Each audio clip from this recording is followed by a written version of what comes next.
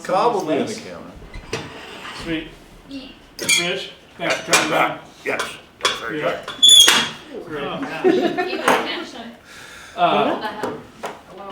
Thanks for being here. Thank you. Thank you for having me. Yeah, yeah. It's great to be back. We, What is this, number 6, 7? I don't know. For me? I lost count. Yeah, me too. Used to It's come, great. In the early days, you used to come just here and there, like on Fridays and Saturdays. No. Chuck would have you down here quite a bit. Chuck Wood? Yeah. Chuck who? Charlie. Charlie. Oh, Charlie Parrott. Yeah, in the early days. We're Yeah. talking ancient history now. Yes. Yeah. 15 years. Yeah. But we'd like to go start by going around the table and introducing ourselves and what you do here. Kristen. Kristen, co-working. Yes. Hi. I know Kristen. I'm Keely, I'm a marketing intern. Keely? Yeah, Nice to meet you. nice to meet you. Hi, I'm Katie, who erroneously sent you the wrong parking information. Sorry about that, but nice to It meet you was only again. from 2013. Well, you know, what's a few years Just here and there? like last week. Right, Yeah. yeah. All right. Hi. Hi, I'm Taryn. I'm the graphic designer. Yeah. How are you? Good, how are you? I'm doing great, thanks. Hi, I'm Andrew Hunley. I'm the education curator. Okay. I'm David, I'm DMC. Okay. Greg with David. I like that. I'm Zoe, the hot shop intern. Okay. Ayla, I'm our communications manager. Okay. I'm Gabe, I'm from the old school. Hi, Gabe. Nice to meet you. Hi. You remind me of somebody. Kim Chu.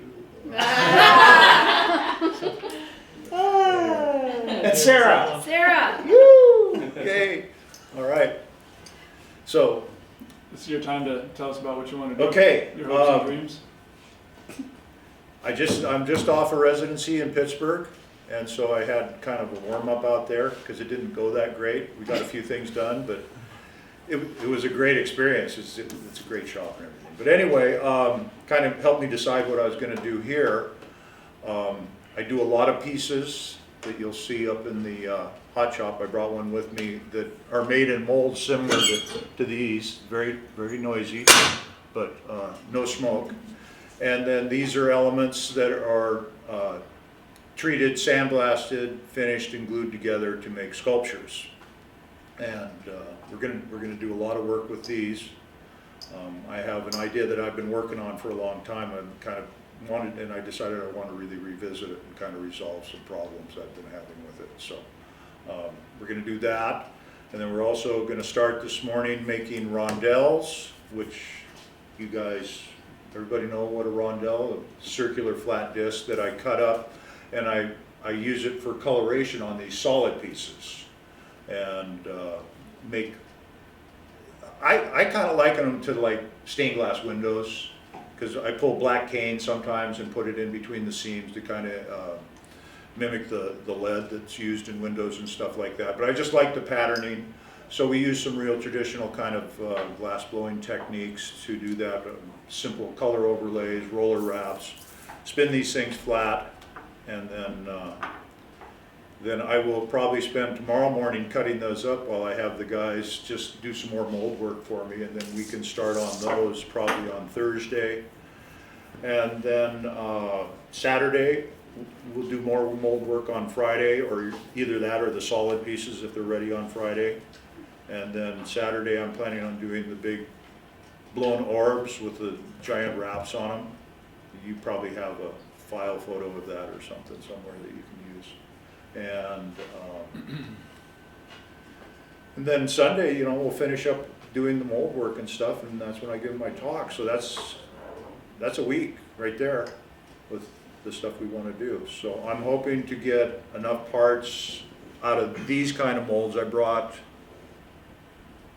think I brought 5 different molds, but they're all just different sizes of this configuration. So I also do these pieces that have graduated parts, so it's more like a fractals.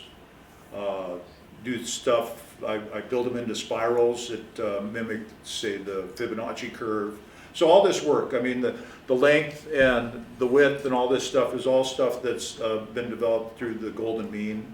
It's all about geometry and nature, and how nature builds organic things, cellular growth, the way our fingerprints look, the way flowers grow, the way fruits and vegetables grow, and how they're all sectional, this kind of thing. So I'm taking this systematic geometry that nature uses to make everything, and it exists everywhere in nature, not only in nature but in space, and just use it to build sculpture. I'm not trying to mimic anything in nature or make fruit or flowers or anything, but some of the cool things that happen is like with the chill marks that come off these molds, especially on this lower section here, they actually look like thumbprints. And I really like that aspect of it. And the molds leave kind of a watery looking surface, and I like that aspect that it mimics the material we're using to make the pieces. So it has that liquid memory.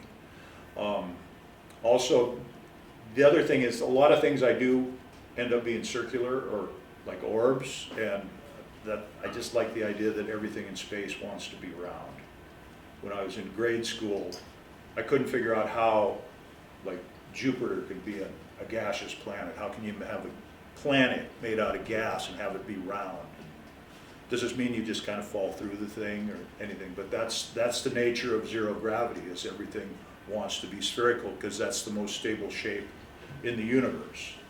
So, you know, I like to kind of just include that kind of thing as a reminder of, you know, how things are. And that's kind of the essence of those pieces. I actually was working on these pieces, and all these leg elements here are all stuffed into geometric shaped graphic molds. And so the idea is that I put color on one side, and as you walk around the piece, the color jumps around, moves because of the three-sided angles, but it also completely disappears at one point because you're looking at the color on edge, so all you have is like a single line and it looks like a clear piece. And so I'm sitting there, I'm eating lunch, and I'm looking at these things, and I said, why don't I just make geometric shapes and start gluing them together? And that's kind of how this whole thing started. I've just been kind of developing it as it's going along. And I use this book, it's called The Beginner's Guide to Constructing the Universe. And it's about the numbers 0 through 9 and how 0 being the most important thing. Also, it's also round. It's just how it's been used in art and science and in nature throughout history. And you find it everywhere. It's a really cool book. And I've not read it cover to cover, but I have probably 100 little post-it sticker things in there and things I've just picked out that are important to me personally. And I don't know. It's just kind of how it is. So, Hey Rich, when you make these sculptures, like, do you have a certain number you know you're gonna make, or you just make a bunch and then when I just make a bunch. I have a rough number, but I always try to make extra because stuff happens. You know, we're working with glass and things happen. And then if I get enough extras left over, I make stuff out of them too. I mean, but do you know the composition it's gonna be, like how you're gonna structure it beforehand? I have an idea of it, but I try not to get too structured in that way, because sometimes you're working with these in such an intimate way. It's so unlike glass blowing where you always have to keep a distance because of the heat, right? With these, I'm handling them, I'm sandblasting, I'm marking them, I'm putting them together cold and trying to figure out what they look like and stuff. And sometimes you just see stuff that you hadn't noticed before. And so, you know, usually you'll finish that idea as you're working on it, but you'll remember that tangent that you want to work off, and maybe the next piece will pursue that a little bit. So these things have been growing and developing in a really nice way for me. And it's funny how limited I thought a shape like this could be, but it's really kind of become quite flexible in the way I can create objects with it. So, any Awesome. questions? No? Pretty clear? Are you working toward a show, or is the work you're making for a show or any Well, upcoming? I always have stuff coming up. I don't do shows really. I'll do like sofas coming up in November, right? I do those kind of shows. I don't do solo. I haven't done a solo exhibition. I can't remember the last time I did one. I'm just not that interested in doing solo exhibitions anymore. I'd rather participate in these more larger events, because I just think more people see them in these exhibitions. People come there specifically to look at art, where you have a very regional sort of sense when you work with a gallery. It's regional, and there's nothing wrong with that. It's just that when you work like with SOFA, you're talking international crowds and stuff like that. So I kind of put my efforts towards that sort of thing.